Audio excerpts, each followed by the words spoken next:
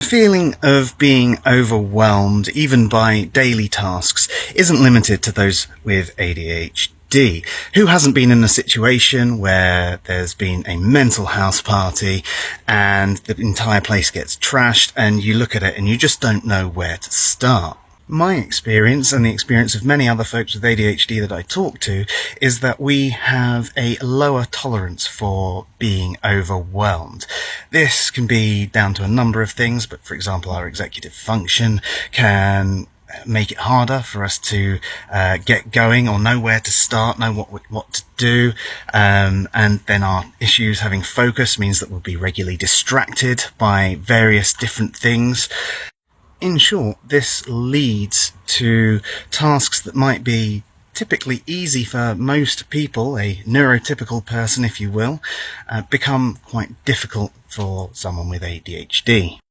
This can be especially difficult for a neurotypical or neurodifferent to you person to understand, especially in a relationship. They might give vague requests/instructions like help me or tidy up, and not understand why you're sat there in some sort of decision paralysis, not knowing where to start, or perhaps not even seeing what they're talking about.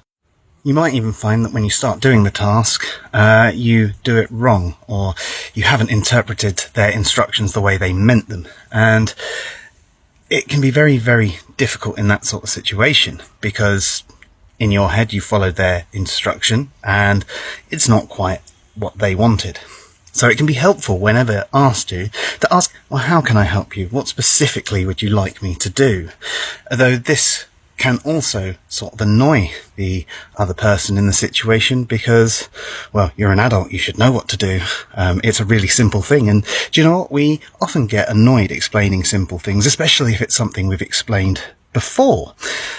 And this can sort of lead them to also question, why you're actually asking these questions, because they might see you do these overly complex tasks much quicker than the average person would, and they go, well, why can't you just do this? It's simple.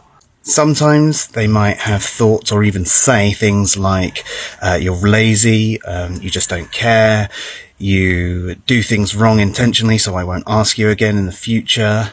And this can lead them to be incredibly frustrated and angry, and understandably so. However, this obviously will cause problems anywhere, in any sort of relationship, whether it's parent and child, or it's with a partner, or anything. Not to mention the issues with rejection sensitivity and emotional regulation can make these judgments then blown out of proportion, and that never ends well. So I figured maybe I should do a series of tips of things that help me. Some of them are hard to get in the practice of, some of them are harder to stick to than others, but I find once you're in a good rhythm of doing these things, it does become second nature.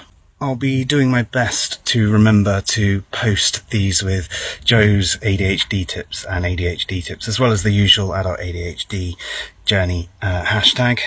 So hopefully you'll be able to find these easily if you do a search.